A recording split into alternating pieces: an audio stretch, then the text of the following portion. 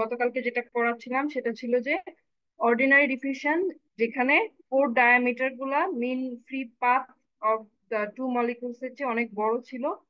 সেখানে হচ্ছে আমরা অর্ডিনারি ডিফিউশন বলছিলাম, মানে বাল্কে যে ডিফিউশনটা হচ্ছে সেটা। আর নুটসেন ডিফিউশন বলছিলাম যে কোনো পোরাস ক্যাটালিস্টের পোরের ভিতরে যে ক্যাটালিস্টটা হচ্ছে সেক্ষেত্রে পোর ডায়ামিটারটা অনেক বেশি ছোট কম্পেয়ার টু দা দুইটা মলিকুলের মধ্যে যে মিন ফ্রি পাথ থাকে তার চেয়ে। তখন ওই পোরের ভিতরে যে ডিফিউশনটা সেটাকে আমরা বলছি নুটসেন ডিফিউশন। এখন যখন একটা সিস্টেমে ক্যাটালিস্ট থাকবে, সেখানে শুধুমাত্র অর্ডিনারি ডিফিউশন বা শুধুমাত্র নুটসেন ডিফিউশন হবে এটা আসলে বলা যায় না। তো সেজন্য এখানে যেটা করা হয়েছে যে দুটোকে একসাথে কম্পেয়ার করে বলা হচ্ছে যে দুটোকে একসাথে কম্বাইন করার একটা ট্রাই করা হয়েছে, যেটা নাম বলছে হচ্ছে কম্বাইন ডিফিউসিভিটি। আমরা এটা পরে দেখছি। তো এটা কিভাবে করেছে, মেইনলি হচ্ছে যে রিলেশনশিপটা, যেটা হচ্ছে যে নোটস এন্ড ডিফিউসিটি, যেটা কে দিয়ে যেহেতু আমরা বলছি, নোটস এন্ড ডিফিউসিভিটি হচ্ছে পোর ডায়ামিটারের সাথে প্রপোর্শনাল রিলেশনশিপে থাকে। আর তোমার যে অর্ডিনারি ডিফিউশন যেটা, সেটা হচ্ছে বাইরে যদি এক্সটার্নাল প্রেসার যদি বেশি থাকে সেই ক্ষেত্রে তার সাথে একটা ইনভার্স রিলেশনশিপ থাকে। হ্যাঁ, সেটা মানে হচ্ছে কি মিন ফ্রি পাথ।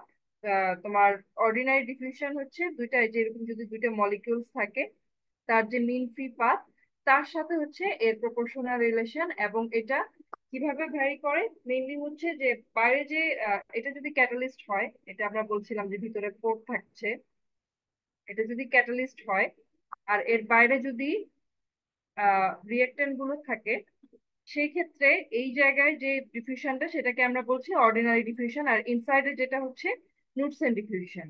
এই নুটসেন ডিফিউশনটা বলছে হচ্ছে যে পোরের যে ডায়ামিটার, যে এই যে এতটুকু, যে এটা 2r দিয়ে বলছে, তার প্রপোর্শনাল। কিন্তু এই যে অর্ডিনারি ডিফিউশন যেটা হচ্ছে, এটাকে বলছে যে যে প্রেসার যেটা থাকছে, এইখানে যে প্রেসারটা তোমার কোথায় দিবে, ক্যাটালিস্টের বডিতে রিঅ্যাক্টেন্ট যেগুলো থাকবে সেটা যে প্রেসার দিবে তার সাথে ইনভার্সলি প্রপোর্শনাল। এটা হচ্ছে রিলেশনশিপের সম্পর্ক এরকম অর্ডিনারি ডিফিউশনের ক্ষেত্রে। তো এই জন্য যেহেতু আমরা বলতে পারছি না যে এখানে আলটিমেটলি কোন রিলেশনটা প্রমিনেন্ট, সেই জন্য দুটোকেই কনসিডার করা হয়। আর এই যে অর্ডিনারি ডিফিউশন, এটা হচ্ছে মিন ফ্রি পাথের সাথে প্রপোর্শনাল, প্রেসারের সাথে তোমার ইনভার্সলি প্রপোর্শনাল, কিন্তু মিন ফ্রি পাথের সাথে অর্ডিনারি ডিফিউসিভিটি প্রপোর্শনাল রিলেশনশিপ মেনটেন করে। এখন এই যে কম্বাইন্ড ডিফিউসিভিটি যেটা, সেটা হচ্ছে তোমার মেইনলি তোমার এই যে নুটসেন ডিফিউসিভিটি আর অর্ডিনারি ডিফিউসিভিটির সাথে যে রিলেশন তার সাথে রিলেট করা হচ্ছে। তো এখানে এই একটা ফর্মুলা যেটা দেখাচ্ছে যে দুইটা স্পিসিস যদি থাকে সিস্টেমের মধ্যে এ আর বি, তাহলে এর পার্সপেক্টিভে কম্বাইন্ড ডিফিউসিভিটির জন্য এটা একটা এম্পিরিক্যাল ফর্মুলা আমরা পেতে পারি। তো এখানে যে আলফা, যে এই ওয়াই এ যে টার্মটা, এটা হচ্ছে তোমার সিস্টেমের মধ্যে ওয়াই এর মোল ফ্র্যাকশন। হ্যাঁ, এর মোল ফ্র্যাকশন হচ্ছে গ্যাসিয়াস সিস্টেমের মধ্যে এই ওয়াই এ দিয়ে আমরা বোঝাচ্ছি। আর এখানে যে আলফা টার্মটা, এটা হচ্ছে যেহেতু এ আর বি দুটো স্পিসিস আছে, এবং এই দুটো স্পিসিস কে এদের যে মোলার ফ্লাক্স, মোলার ফ্লাক্স হচ্ছে mole per centimetre square per second, এই টাইপের যে ইউনিটে থাকে, সেই মোল ফ্লাক্সের সাথে এ আর বি যেহেতু দুটো স্পিসিস আছে, তার মধ্যে যে রিলেশনশিপটা সেটা দিয়ে আলফা বোঝাচ্ছে। এটা টোটালি একটা ইম্পেরিক্যাল রিলেশন, এর মধ্যে এই টার্ম গুলা হচ্ছে, মানে হচ্ছে এগুলো। তো এখন একটা সিস্টেমে এ আর বি যদি থাকে এবং এদের মধ্যে যদি কাউন্টার ডিফিউশনের রিলেশন থাকে, মানে এ যদি এইদিকে ডিফিউজ করে ধরো এ, আর বি যদি অন্য টোটালি অপোজিট সাইডে ডিফিউজ করে, তখন কি আমরা বলছি যে এদের মধ্যে কাউন্টার ডিফিউশন।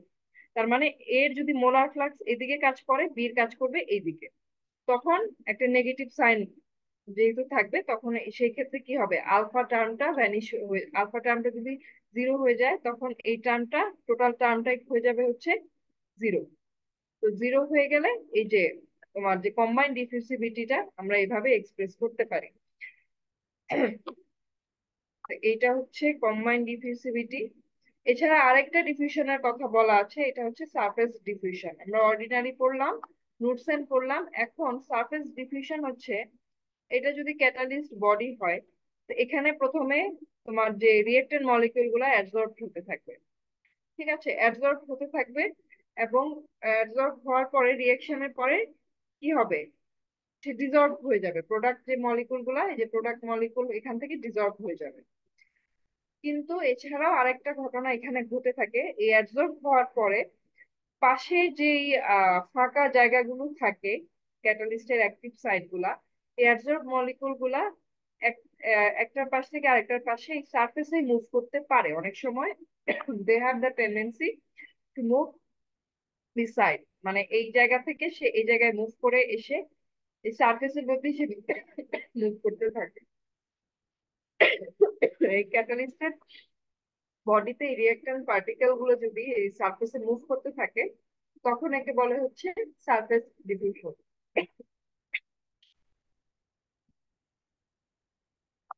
আলটিমেটলি ইনভার্টার সিস্টেমে এইরকম ডিফিউশন গুলো সাধারণত অ্যাক্টিভ থাকে। আচ্ছা, একটু wait করো তো। ডিফিউশন এখন যেটা হচ্ছে, এই যে আমরা ডিফিউসিভিটি টার্ম গুলা পড়ছি, এর মধ্যে কিছু লিমিটেশনস আছে। সেটা লিমিটেশনসটা কি? আমরা ধরেই নিচ্ছি যে আহ একটা স্ফেরিক্যাল পার্টিকেল, তার মধ্যে যে পোর গুলো থাকবে সেগুলো কি সিলিন্ড্রিক্যাল।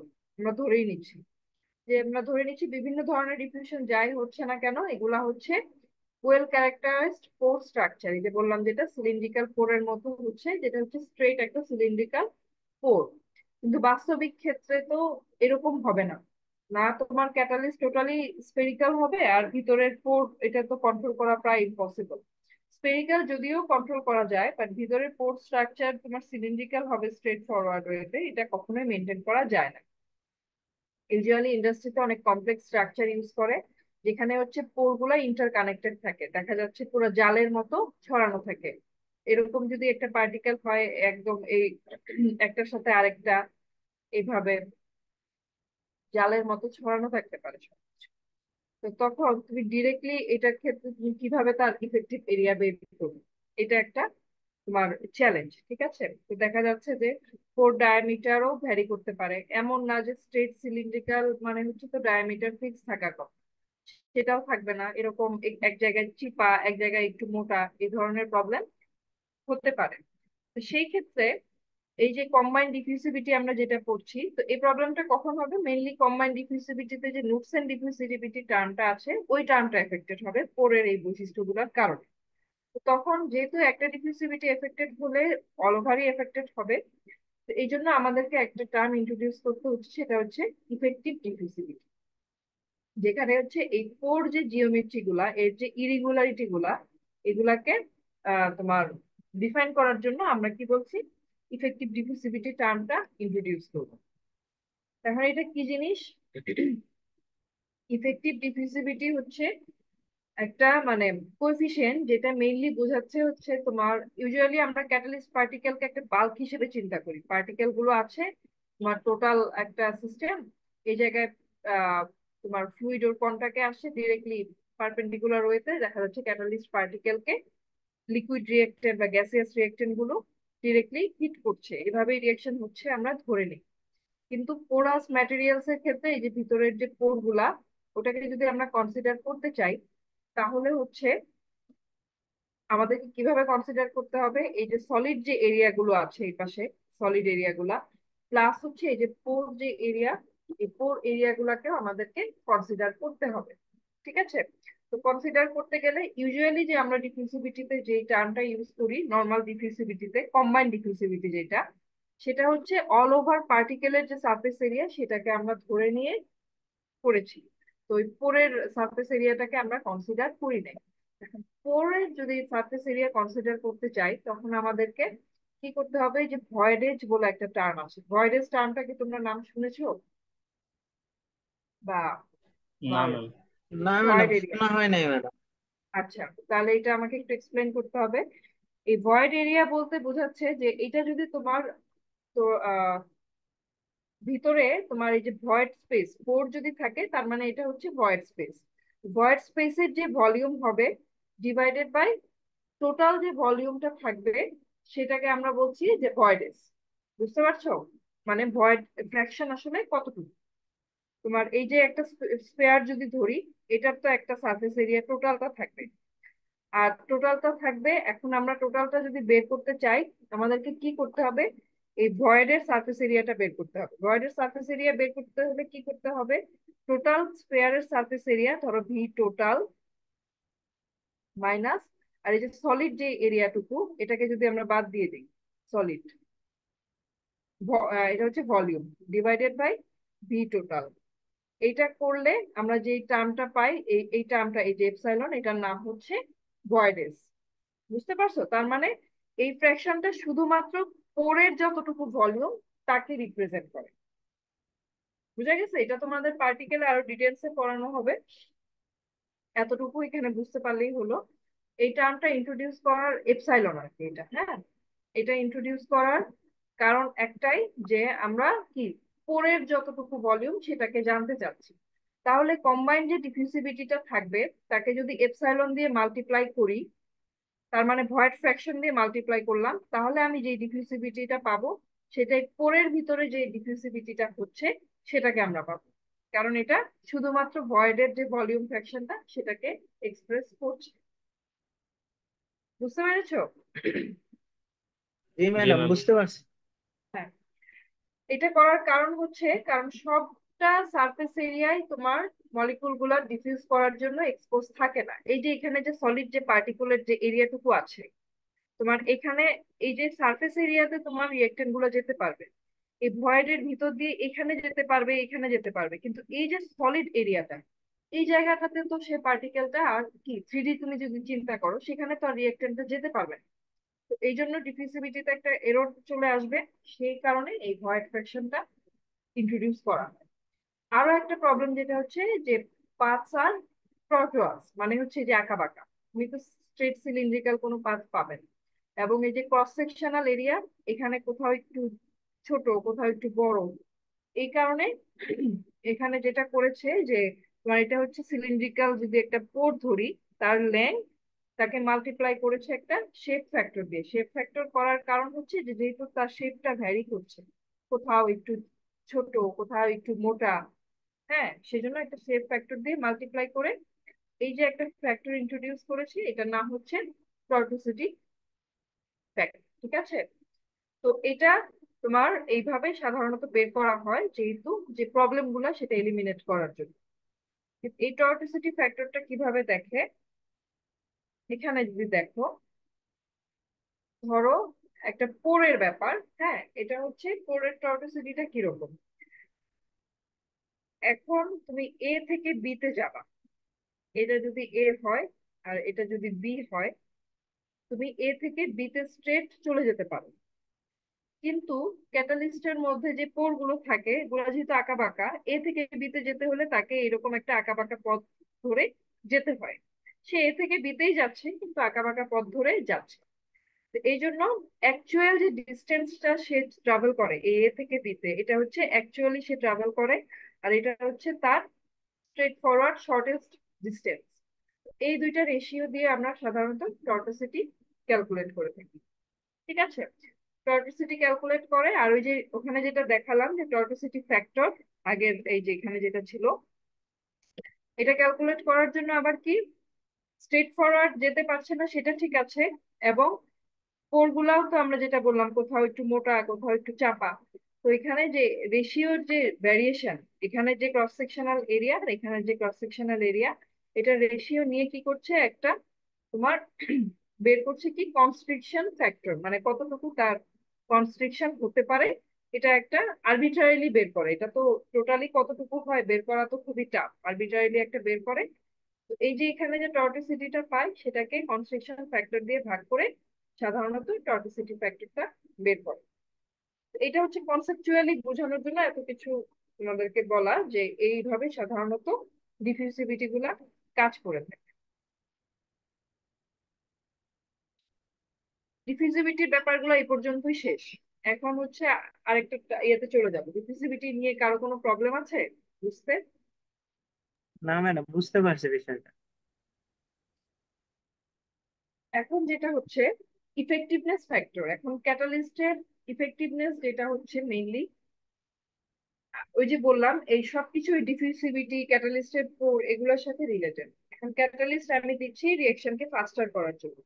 তো ক্যাটালিস্ট দেওয়ার পরে সে অ্যাকচুয়ালি যতটুকু রিয়েকশন রেট আসলে দেয় তার সাথে অরিজিনালি টোটাল সারফেস এরিয়াটা যদি আমি ইউজ করতে পারি, ধরো যতটুকু সারফেস এরিয়া তার আছে রিয়েকশনে টেক পার্ট করার জন্য, কোর সারফেস আর এক্সটার্নাল সারফেস সবকিছু সহ, টোটাল সারফেস এরিয়া তো খুব স্বাভাবিকভাবে ন্যাচারালি 100% ইউজ করতে পারা সম্ভব নয়, ভিতরে ক্লগ হয়ে যেতে পারে বা অন্য কোনো প্রবলেম থাকতে পারে। তাহলে যেটা হবে, টোটাল সারফেস এরিয়া ইউজ করতে পারলে যেই রেটটা আমি পেতাম তার সাথে অ্যাকচুয়ালি আমি যতটুকু পাই সেটা দিয়ে আমরা হচ্ছে ক্যাটালিস্টের ইফেক্টিভনেস ফ্যাক্টরটা বের করে নেব। ঠিক আছে, সেটা হতে পারে টেম্পারেচার, কম্পোজিশন, এগুলার কন্ডিশন সেম থাকতে হবে। যে অ্যাকচুয়াল আর হচ্ছে আইডিয়াল কেস, এটা তো আমরা আইডিয়াল কেস বলছি, যে রেট টোটাল সারফেস এরিয়াটাকে যদি আমি কাজে লাগাতে পারি, যে একই টেম্পারেচার প্রেসারে আলটিমেটলি আমি কতটুকু রিঅ্যাকশন রেট পাচ্ছি তাকে আমরা ইফেক্টিভনেস ফ্যাক্টর বলছি। এরকম আরেকটা টার্ম আছে থিল থিলি মডুলাস। এটা হচ্ছে একটা ডাইমেনশনলেস কোয়ান্টিটি। অনেকগুলো তোমরা ডাইমেনশনলেস নাম্বার যেমন করেছো তাদের কিছু ইয়ে থাকে না, যে কি বল সিগনিফিকেন্স থাকে, তো এরকম একটা ক্যাটালিস্টের জন্য থিলি মডিউলাস হচ্ছে একটা ডাইমেনশনলেস কোয়ান্টিটি। এটা মেইনলি কি করে, যে catalytic reaction related to the rate of diffusion, দুইটা কিন্তু interconnected. Porous catalyst rate of, যদি ডিফিউশন ভালো মতো হয় তাহলে ক্যাটালাইটিক রিঅ্যাকশনও ভালো হবে। তো এটার যে একটা ratio, rate of catalytic reaction divided by rate of diffusion of the reactants in the pore of catalyst, এটাকে আমরা বলছি থিলি মডিউলাস, যেটা হচ্ছে একটা তোমার ডাইমেনশনলেস নাম্বার। তো এটা কি করছে, যে ইন্টারনাল মাস ট্রান্সফার যেটা হচ্ছে তার সাথে রিঅ্যাকশন রেটটাকে রিলেট করছে।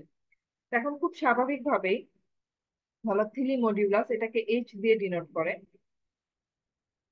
এখানে নিচে থাকছে হচ্ছে ডিফিউশন, তোমার হচ্ছে, আর উপরে থাকছে হচ্ছে রেট। হ্যাঁ, নিচে থাকছে ডিফিউশন আর উপরে থাকছে হচ্ছে রেট। এখন এটার যদি খুব লো ভ্যালু হয়, খুবই লো ভ্যালু মানে হচ্ছে রেট কম, ডিফিউশন অনেক বেশি, ইন্টারনাল মাস ট্রান্সফার অনেক বেশি, কিন্তু সেই অনুযায়ী রিয়েকশন রেটটা কম।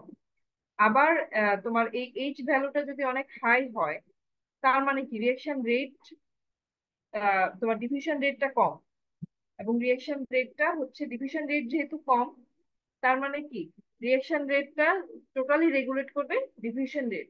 এইচ ভ্যালু হাই মানে রেট বেশি হবে কিন্তু ডিফিউশন রেটটা কম হবে। এখন ডিফিউশন রেট কম হলে তখন কি হবে, মলিকিউলসই যাবে না, রেট কিভাবে বাড়বে? তো টোটাল সিস্টেমটাকে তখন সে এই যে ডিফিউশনটা হচ্ছে রেগুলেট করবে। তো এই থিলি মডিউলাসের যেটা, এটার ভ্যালুগুলা দেখে আলটিমেটলি ক্যাটালিস্টের রিয়েকশনটা কিভাবে হবে সেটাকে প্রেডিক্ট করা যায়। এখানে এই যে কিছু মডেলস আছে zero order, first order, second অর্ডারের জন্য, এটা বইয়ে ডিটেলস ডিরাইভ করা আছে, তোমাদের সেই ডেরিভেশন অনেক জটিল, শেখার দরকার নাই। কনসেপ্টটা বুঝে থাকলেই হলো যে থিলি মডিউলাসের সাথে ইফেক্টিভনেস ফ্যাক্টরটা আসলে কিভাবে কাজ করে। তো এই গ্রাফগুলা কিভাবে বের করা হয় বইয়ে আছে, বাট তোমাদের জানা দরকার নাই। এখন যেটা হচ্ছে থিলি মডিউলাসের সাথে ইফেক্টিভনেস ফ্যাক্টর কিভাবে কাজ করে, আমরা বলছি কি শুরুতেই থিলি মডিউলাস হচ্ছে রেট ডিভাইডেড বাই ডিফিউশন। এবং আমরা যখন দেখছি থিলি মডিউলাসের ভ্যালু খুব কম, ইফেক্টিভনেস ফ্যাক্টর অনেক হাই। ইফেক্টিভনেস ফ্যাক্টর কি ছিল, অ্যাকচুয়াল যে ক্যাটালাইটিক রিঅ্যাকশন হচ্ছে ডিভাইডেড বাই আইডিয়ালি কতটুকু ক্যাটালাইটিক রিঅ্যাকশন হতে পারে। তো এখন এরকম কেন হলো, এবং দেখো প্রত্যেকটা কেসে একই রকম, যখন থিলি মডিউলাসটা কম তখন হচ্ছে ইফেক্টিভনেস ফ্যাক্টরটা কি অনেক বেশি। থিলি মডিউলাস ছোট, এর মানে কি, এর মানে হচ্ছে রিঅ্যাকশন রেট তোমার কি বলবো, ফিলিমডিউলাস যদি কম হয় তার মানে আমরা বলছি ডিফিউশন অনেক বেশি, রিয়েকশন রেট হচ্ছে কম। তো এখন রিয়েকশন রেট কম, আবার এখানে যদি ডিফিউশন যদি অনেক বেশি হয়, তোমার এই যে ইফেক্টিভনেস ফ্যাক্টরের সাথে কি সম্পর্ক ছিল, যে কতটুকু ক্যাটালাইটিক রিয়েকশন করতে পারবে আর কতটুকু আইডিয়ালি করতে পারবে। ফিলিমডিউলাস কম মানে হচ্ছে আমরা বলছি যে অনেক বেশি ডিফিউশন হচ্ছে। এখন অনেক বেশি ডিফিউশন হচ্ছে মানে কি, রিয়েকশনটা তোমার ক্যাটালাইস্টের পোর গুলোতে রিয়েক্টেন্ট গুলো পৌঁছাতে পারবে। তার মানে অ্যাকচুয়ালি যতটুকু রিয়েকশন হওয়ার কথা অলমোস্ট তার কাছাকাছি সে রিয়েকশনটা দিতে পারবে। সো ইফেক্টিভনেস ফ্যাক্টরটা অলমোস্ট আইডিয়ালের কাছাকাছি, মানে ওয়ানের কাছাকাছি যাবে, মানে অ্যাকচুয়াল রিয়েকশন আর হচ্ছে তোমার যে আইডিয়াল কেসের যে রিয়েকশনটা অলমোস্ট কাছাকাছি চলে যাবে। এই জন্য ফিলিমডিউলাস ছোট হলে আমরা দেখতে পাচ্ছি ইফেক্টিভনেস ফ্যাক্টর অলমোস্ট ওয়ান হচ্ছে। অনেক জটিল কথাবার্তা একসাথে বলছি, দেখো আমি আবার রিক্যাপ করি। ফিলিমডিউলাস ছোট মানে যেহেতু ডিফিউশন নিচে, তার মানে ডিফিউশন অনেক বেশি। ডিফিউশন অনেক বেশি মানে তোমার আহ রিয়েক্টেন্ট গুলা বেশি পরিমাণ ক্যাটালিস্টের কাছে যেতে পারবে এবং বেশি পরিমাণ রিয়েকশন করতে পারবে। সো অ্যাকচুয়াল যতটুকু রিয়েকশন করতে পারবে সেটা আইডিয়াল কেসে যতটুকু রিয়েকশন করতে পারতো তার একদম কাছাকাছি চলে যাবে। এই জন্য ইফেক্টিভনেস ফ্যাক্টরটা অলমোস্ট ওয়ানের কাছাকাছি থাকবে। এইভাবে থ্রি মডিউলাসের ভ্যালু দেখে আমরা ক্যাটালিস্টে আসলে কতটুকু ইফেক্টিভ সেটা আমরা এইভাবে প্রেডিক্ট করতে পারি। ঠিক আছে। উল্টা ভাবে যদি দেখো, এটার ভ্যালু যখন বাড়তে থাকবে তার মানে ডিফিউশন ইজ লিমিটেড। ঠিক আছে, ফিলিমডিউলাস বাড়তে থাকবে মানে হচ্ছে ডিফিউশন কম হচ্ছে। কম হলে কি হবে, কম পরিমাণে রিঅ্যাক্টেন্ট পাবে ক্যাটালিস্ট রিঅ্যাকশন করার জন্য, অ্যাকচুয়াল রেটটা কমে যাবে এবং ইফেক্টিভনেস ফ্যাক্টরটা নিচের দিকে চলে আসবে।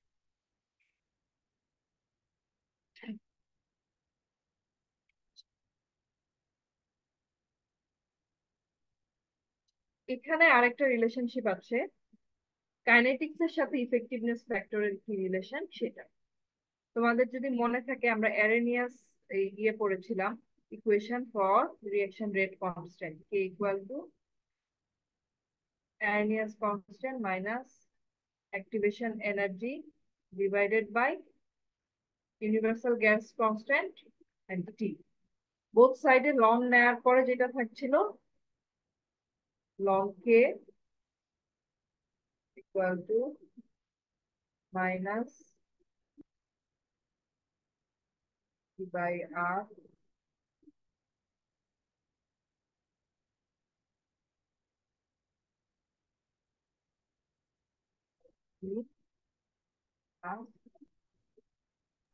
লং অ্যারেনিয়াস কনস্ট্যান্ট ছিল।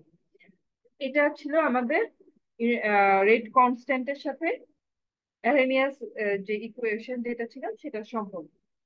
তো এই ইকুয়েশনের সাথে আমরা যদি রিঅ্যাকশন কাইনেটিক্স এর সাথে ইফেক্টিভনেস ফ্যাক্টরকে রিলেট করতে চাই, তো এই ইকুয়েশনটা কিভাবে প্লট করলে পরে দেখা যাচ্ছে যে টেম্পারেচার যত বাড়তে থাকে,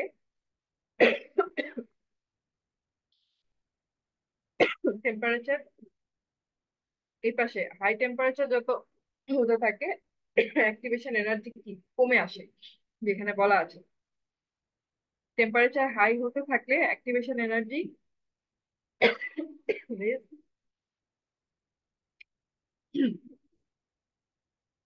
অলমোস্ট হাফ হয়ে যায় লো টেম্পারেচারের চেয়ে। অ্যাক্টিভেশন এনার্জি কম হয়ে হাই টেম্পারেচার, যেহেতু এটা রেসিপ্রোকাল তার মানে এই পাশে যেটা সেটা হচ্ছে হাই টেম্পারেচারের প্রোফাইল। অ্যাক্টিভেশন এনার্জি যদি কম হয় তখন রিয়েকশন রেট কনস্ট্যান্টটা দেখো, লং কে হায়ার মানে হচ্ছে রিয়েকশনটা তত বেশি, রিয়েকশন রেট কনস্ট্যান্টটা তত বাড়ছে। অ্যাক্টিভেশন এনার্জি কম হচ্ছে মানে রিয়েকশন রেটটা তত বাড়ছে।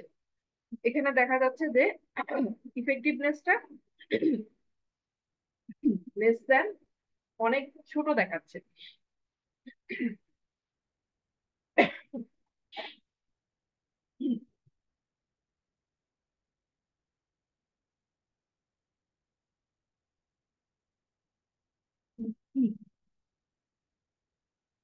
আচ্ছা, এটার জন্য কি হচ্ছে তোমার,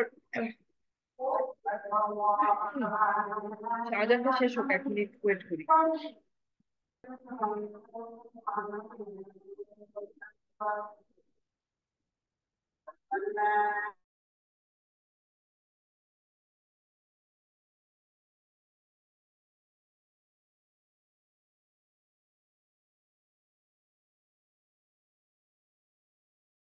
হাই মানে হচ্ছে এই পাঁচটা, যেহেতু রেসিপ্রোকাল নেওয়া আছে, হাই টেম্পারেচারে কি হচ্ছে, activation energy approximately half that observed at low temperature. Activation এনার্জিটা কম লাগে, সেজন্য দেখা যাচ্ছে রিয়েকশন রেটটা অনেক বেশি। এই যে রেট কনস্ট্যান্টটা ln k is higher than the low temperature.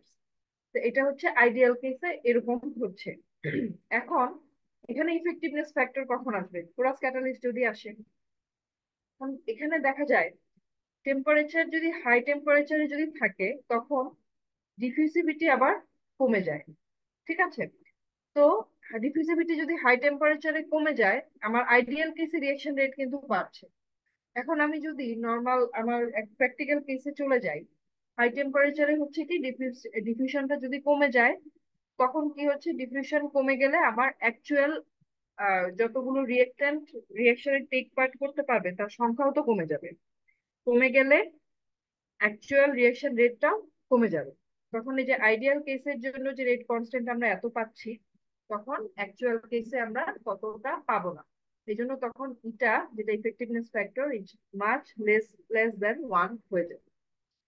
আর লো টেম্পারেচারে ডিফিউসিভিটি যেহেতু হায়ার, তখন যেটা হবে, লো টেম্পারেচারের ক্ষেত্রে অ্যাক্টিভেশন এনার্জি যদিও হাই এবং রেট কনস্ট্যান্ট কম কম্পারেটিভলি, হ্যাঁ এখানে চেয়ে এটা রেট কনস্ট্যান্ট কম, কিন্তু যেহেতু ডিফিউশনটা বেশি হবে, তার মানে সে কি পাবে, অনেক পরিমাণে রিয়েক্টেন্ট পাবে রিয়েকশন করার জন্য। সো অ্যাকচুয়াল রেট আর ideal rate almost same maintain করা যাবে ক্যাটালিস্ট ক্যাটালাইটিক রিয়েকশনের জন্য। যে জন্য লো টেম্পারেচারে ইফেক্টিভ ডিফিউসিভিটি যেটা, সরি, কি বলে, ইফেক্টিভনেস ফ্যাক্টর যেটা, সেটা অলমোস্ট 1 আমরা পেতে পারি। এটা হচ্ছে রিয়েকশন কাইনেটিক্স এর সাথে ইফেক্টিভনেস ফ্যাক্টরের রিলেশন। আর এখানে হচ্ছে জাস্ট খালি সিম্পলি আমি বলে দিয়েছি যে ইন সাম কেসেস তোমার significant concentration difference arises as a consequence of physical limitation on the rate which the reaction can be transported. মানে অনেক ধরনের লিমিটেশন থাকে, যে জন্য তোমাদের বইয়ে এটা তোমাদের অত ডিটেলসে স্টাডি করতে হবে না। জাস্ট আমি এমনি বললাম যে অনেক সময় অনেক সিস্টেমটা অনেক জটিল হয়ে যায় যখন হচ্ছে আমরা এইভাবে সিম্পলিফাই ওয়েতে ডিফিউসিভিটি এই জিনিসগুলো ক্যালকুলেট করে তোমার মাস ট্রান্সফার কোরিলেশন গুলো বের করতে পারি না। তখন হচ্ছে কিছু ইম্পেরিক্যাল রিলেশনশিপ দেয়া আছে। এটা প্যাক বেডের জন্য দেয়া আছে, তোমার হিট ট্রান্সফার মাস ট্রান্সফারের জন্য, ফ্লুইডাস বেডের জন্য দেয়া আছে। এটা হচ্ছে যখন ব্যাপারগুলো অনেক কমপ্লিকেটেড হয়ে যায়, তখন এগুলা ফলো করা হয়। আচ্ছা, এটা ডিটেলস করা লাগবে না। এখন এখানে আরেকটা টার্ম আছে, গ্লোবাল রিয়েকশন রেট। ইউজুয়ালি যেটা আমাদের ধরো, ইউজুয়ালি যদি আমরা দেখি, নর্মাল যদি তোমার রিয়েকশন হয়, ঠিক আছে, রিয়েকশন হলে এখানে কি হচ্ছে, রিয়েক্টেন্ট আছে, রিয়েক্টেন্ট গুলো রিয়েকশন করছে, করে আমরা প্রোডাক্ট কালেক্ট করে নিচ্ছি, ঠিক আছে। এই জায়গায় মাস ট্রান্সফার বা হিট ট্রান্সফারের কোনো লিমিটেশনের ব্যাপার আসে না।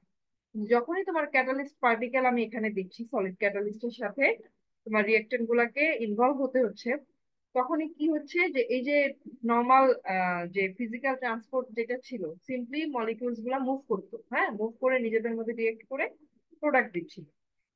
আর এখানে যখনই ক্যাটালিস্ট পার্টিকেল আসে, এখানে এই যে ইফেক্টিভ ডিফিউসিভিটি এর মধ্য দিয়ে ট্রান্সফার মাস ট্রান্সফার লিমিটেশন আসে। তারপর অনেক সময় হিট ট্রান্সফার লিমিটেশন আসে, ভিতরে গিয়ে রিয়েকশন হওয়ার পরে এক্সোথার্মিক রিয়েকশন হলে সেই রিয়েকশনের যে হিটটা সেটা কিভাবে রিলিজ করবে, এই কমপ্লিকেসি গুলো যখন চলে আসে, তখন আমরা নর্মাল যে রিয়েক্টর ডিজাইন করেছিলাম, যেখানে যে রিয়েকশন রেট আমরা ইউজুয়ালি যেটা ইউজ করি, তখন সেই রেটটা ওইভাবে সিম্পলিফাইড ওয়েতে ইউজ না করে গ্লোবাল রিয়েকশন রেট আমরা সেটাকে বলি। কারণ ওইটার ক্ষেত্রে আমরা কি করি, অনেকগুলা ক্রাইটেরিয়া টেক পার্ট করি, যে এখানে অর্ডিনারি ভাবে সিম্পলি যে ডিফিউশনটা হচ্ছে, তারপর এখানে একটা থিন ফিল্মের মতো তৈরি হয়ে থাকবে, ক্যাটালিস্টের বডিতে, এখানে আবার ডিফিউজ করতে হবে রিয়েক্টেন্টকে, তারপরে ক্যাটালিস্টের ভিতরে তাকে ডিফিউজ করতে হবে। তার মানে তাকে অনেকগুলা mass transfer, heat transfer limitation face করতে হবে। এই ধরনের ক্রাইটেরিয়া যদি আমরা মানে ক্যাটালিটিক ক্ষেত্রে আমরা এই রিয়েকশন রেটটাকে, এই ধরনের ক্রাইটেরিয়া গুলাকে যেহেতু কনসিডার করতে হয়, আমরা তখন এই রিয়েকশন রেটটাকে বলি গ্লোবাল রিয়েকশন রেট। আচ্ছা, এই গ্লোবাল রিয়েকশন রেটে কি থাকে, ইনক্লুড করে both external heat and mass transfer effects on the reaction rate. এই যে বললাম যে এর মধ্যে দিয়ে যেহেতু তাকে যেতে হবে, এবং এক্সোথার্মিক হলে বা এন্ডোথার্মিক হলে তাকে যে রিয়েকশনে হিটটাকে রিলিজ করতে হবে বা হিটটা তাকে অ্যাবজর্ব করতে হবে, এই জিনিসগুলাকে সে ইনক্লুড করে। and the efficiency with which the internal surface area of the core catalyst is used, অবশ্যই মানে ভেতরের যে সারফেস এরিয়াটা আমরা কতটুকু ইউজ করতে পারছি তার উপরে ভ্যারি করে যে রিয়েকশন রেটটা লিখি, তখন আমরা তাকে বলি গ্লোবাল রিয়েকশন রেট। এখন এটা হচ্ছে গ্লোবাল রিয়েকশন রেটের ক্ষেত্রে, এটা হচ্ছে তোমার ধরো ক্যাটালিস্টের বডিটা। হ্যাঁ, ক্যাটালিস্টের বডি এটা, আমি একটু আগে যেটা দেখালাম এটা, এটা বাল্ক ফ্লুইড এখানে আছে। এই যে ক্যাটালিস্ট, এই যে ক্যাটালিস্টের গায়ের মধ্যে হচ্ছে লিকুইডের একটা ফিল্মের মতো তৈরি হয়ে থাকে। আর এটা হচ্ছে বাল্ক ফ্লুইড, এটা হচ্ছে বাল্ক ফ্লুইড। হ্যাঁ, যে বাল্ক দিয়ে বলি। তো রিয়েকশনের তোমার রিয়েক্টেন্ট যেগুলো আছে, এখানে তো এটা ক্যাটালিস্ট যদি হয় আর এপাশে রিয়েক্টেন্ট গুলো আছে, এই রিয়েক্টেন্টের কনসেন্ট্রেশন গুলা কিভাবে মানে তোমার কিভাবে রিলেটেড হবে তোমার হচ্ছে যদি এই মাস ট্রান্সফার লিমিটেশন গুলা কতটুকু কাজ করছে তার উপরে ভ্যারি করবে। এই রিয়েক্টেন্ট কনসেন্ট্রেশন প্রোফাইল এখানে তো ইউনিফর্ম সবকিছু, তাই না? রিয়েক্টেন্ট যে কনসেন্ট্রেশন আছে এখানে সবটাই ইউনিফর্ম। তো এখানে এটা যদি দেখো, এই যে এটা হচ্ছে বাল্ক ফ্লুইড, এই যে reactant concentration throughout the bulk fluid সবটাই হচ্ছে কি ইউনিফর্ম। এখন এই যে বাউন্ডারি লেয়ার, এখানে একটা ছোট্ট একটা লিকুইড ফিল্ম তৈরি হচ্ছে যেটাকে বাউন্ডারি লেয়ার বলছে। এখন ওয়ান বলছে এখানে যদি এই বাউন্ডারি লেয়ারে যদি মাস ট্রান্সফার লিমিটেশন থাকে এখানে, হ্যাঁ, যে বাউন্ডারি লেয়ারের মধ্যে দিয়ে রিয়েক্টেন্টটাকে যেতে গিয়ে কি হচ্ছে, কিছু লিমিটেশন ফেস করতে হচ্ছে শুধুমাত্র এই বাউন্ডারি লেয়ারে, ভিতরে আবার তার কোনো লিমিটেশন নাই, ধরে নিচ্ছে আর কি আইডিয়া বেস। তখন আহ যেটা হচ্ছে, এই যে দেখো যে রিয়েক্ট্যান্ট যে বাল্কের যে কনসেন্ট্রেশনটা সেটা কি হবে, আস্তে আস্তে তখন কি কমে আসবে, যেহেতু সেই লিমিটেশন ফেস করছে, কমতে কমতে কমতে কমতে একদম জিরোতেই চলে আসবে, কারণ এই লিমিটেশন অতিক্রম করে সে ভিতরে যেতেই পারবে না, এখানে সে যেহেতু লিমিটেশনটা ফেস করছে। ঠিক আছে, এখন এই যে রিয়েক্টেন্ট মলিকিউলস গুলো আছে, এটার ক্ষেত্রে যদি হয় পোর ডিফিউশনে যদি সে লিমিটেশন ফেস করে, যে সে এখানে যখন থাকছে যে কনসেন্ট্রেশন এই যে বাউন্ডারি এর মধ্য দিয়েও তার কোনো প্রবলেম হচ্ছে না, কিন্তু সে প্রবলেম ফেস করছে কোথায়, পোরের মধ্য দিয়ে ডিফিউজ করতে গিয়ে, তখন কি হবে রিয়েকশন কনসেন্ট্রেশনের প্রোফাইলে, এখানে দেখো কনস্ট্যান্ট থাকছে কনসেন্ট্রেশন থ্রু আউট দা তোমার পটে যা কনসেন্ট্রেশন তাই থাকছে, বাউন্ডারি লেয়ারেও একই থাকছে। চেঞ্জ হচ্ছে কোথায়, এই যে পোরের মধ্যে দিয়ে কি হচ্ছে লিমিটেশন, তখন সে এখানে চেঞ্জ হয়ে যাচ্ছে, এই যে নাম্বার টু। ঠিক আছে, এটা একটা।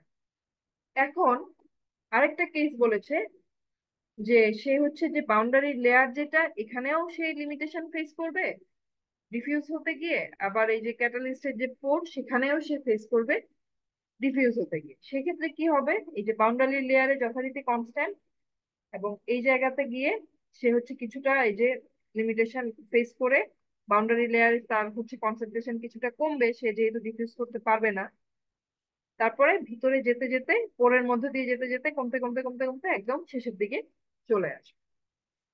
ঠিক আছে, এইটা হবে রিঅ্যাকট্যান্ট কনসেন্ট্রেশনের যদি হচ্ছে মাস ট্রান্সফার লিমিটেশন বোথ সাইডেই থাকে। ফাইনালি যে এটা বলেছে কোনো ধরনের মাস ট্রান্সফারের কোনো লিমিটেশন নাই, যে ক্যাটালিস্ট এতই বেশি পোরাস এবং তার বাউন্ডারি লেয়ার এতই বেশি স্বচ্ছ যে তার মধ্যে দিয়ে কোনো ধরনের মাস ট্রান্সফার লিমিটেশন নাই, তখন রিঅ্যাকট্যান্ট কনসেন্ট্রেশন কি হবে, through out the range of the catalyst same থেকে যাবে।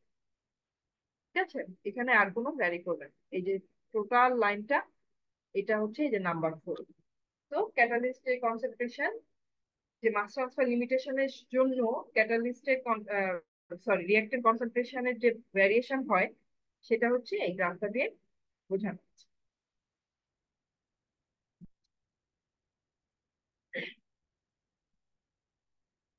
এখানে জাস্ট খালি সিম্পল কিছু মানে আমি বলেছি, এখানে ডিটেলস করার কিছু নাই। তো আমরা তো বিভিন্ন রকমের রিয়েক্টর মডেল করেছি না, সেটা হচ্ছে তোমার ওই মডেল বলেছি, কি বলে, ডিজাইন ইকুয়েশন ডিরাইভ করেছি, হ্যাঁ, ব্যাচের জন্য মোল ব্যালেন্স থেকে, ব্যাচের জন্য সিএসটিআর বা পিএফআর এর জন্য। এখন টিবিউলার রিয়েক্টর যদি হয়, ক্যাটালিস্ট গুলো তো টিবিউলার রিয়েক্টরে প্যাকড অবস্থায় থাকে, অনেক সময় অনেক জটিল হয়ে যায় যে এই ধরনের ডিজাইন ইকুয়েশন দিয়ে আমরা সলভ করতে পারি না। তখন হচ্ছে ম্যাথমেটিক্যাল মডেল লাগে। মডেল গুলো সাধারণত ওয়ান ডাইমেনশনাল হতে পারে, যেখানে কি করে শুধুমাত্র এক্সিয়ালি ভ্যারি করে সবকিছু, টেম্পারেচার কম্পোজিশন এটা ধরে নিয়ে ডেভেলপ করে। আবার টু ডাইমেনশনালও হতে পারে, সেটা কি করে রেডিয়াল আর অ্যাক্সিয়াল চিন্তা করে মডেল ডেভেলপ করা যেতে পারে। তোমাদের মডেল ডেভেলপমেন্ট শেখা লাগবে না, এটা জাস্ট খালি জানানোর জন্য। আরেকটা অপশন থাকে সুডো হোমোজেনাস, যে ক্ষেত্রে হচ্ছে শুধু এক্সিয়ালি বা রেডিয়ালি না বলে থ্রুআউট দা রিয়েক্টর ভলিউমে হচ্ছে কি হয়, তোমার রিয়েকশন টেক প্লেস করে এটা ধরে নেয়। হ্যাঁ, শুধুমাত্র ক্যাটালিস্ট সারফেসে থাকে তা না, কারণ এটা যদি রিয়েকশন হয়, এখানে ধরো ক্যাটালিস্ট বডি আছে, থ্রুআউট দা রিয়েক্টর বডিতেই রিয়েকশন হবে ধরে নিয়ে তোমার একটা রেট প্রপোজ করে। তো রেটটাকে তারা প্রপোজ করে, তখন ওখানে আবার আলাদা একটা মডেল ডেভেলপ করে। তো এই রেটটা কিভাবে প্রপোজ করে, আমরা রিয়েকশন রেট তো লাগে, আমরা দেখেছিলাম না ডিজাইন ইকুয়েশনে রিয়েকশন রেটটা তো কাজে লাগে। তো এরকম মডেল ডেভেলপ করার সময় সেই রিয়েকশন রেটটা সিম্পলিফাইড ইউজ না করে যেটা করে, এই যে আমরা বললাম যে গ্লোবাল রিয়েকশন রেট একটা করলাম, সেটাকে ডেনসিটি দিয়ে মাল্টিপ্লাই করে ম্যাথমেটিক্যাল মডেল গুলাতে ইউজ করে। ঠিক আছে। আচ্ছা, এছাড়াও আরেকটা যেটা থাকে হেটেরোজেনাস মডেল। হেটেরোজেনাস তখনই বলছে যে তোমার যদি এমন হয় যে দুইটা ফেজ থাকে, রিয়েক্টরের মধ্যে দুইটা ফেজ থাকে, সলিড ফেজ আর ফ্লুইড ফেজ যদি দুইটাই থাকে, এবং দুইটাতেই যদি আহ, তোমাকে আলাদাভাবে কনসিডার করতে হয় যে এর মধ্যে মাস ট্রান্সফার রিয়েকশন কতটুকু হচ্ছে, তখন হচ্ছে ম্যাথমেটিক্যাল মডেল যেটা ডেভেলপ করে সেটাকে হেটেরোজেনাস বলে। হ্যাঁ, সেক্ষেত্রে ম্যাটেরিয়াল আর এনার্জি ব্যালেন্স যেগুলো থাকে সলিড আর ফ্লুইড দুটির জন্য আলাদা করে লিখতে হয়। আমরা যখন সিম্পল ডিজাইন ইকুয়েশন ডেভেলপ করেছিলাম, সেখানে কিন্তু লিকুইড না সলিড নাকি আলাদা কোনো কিছুই ছিল না, সেজন্য এত জটিলও ছিল না। তো এরকম ক্যাটালাইটিক সিস্টেমের ক্ষেত্রে যখন মডেল ডেভেলপ করে, এভাবে সাধারণত ম্যাথমেটিক্যাল মডেল লাগে। হ্যাঁ, অথবা সিউডো হোমোজেনাস যেটা দেখালাম সেটা ইউজ করতে পারে। তো এটা বেসিক্যালি প্লাগ ফ্লো চিন্তা করেই করা হয়, কিন্তু অনেক কমপ্লিকেটেড।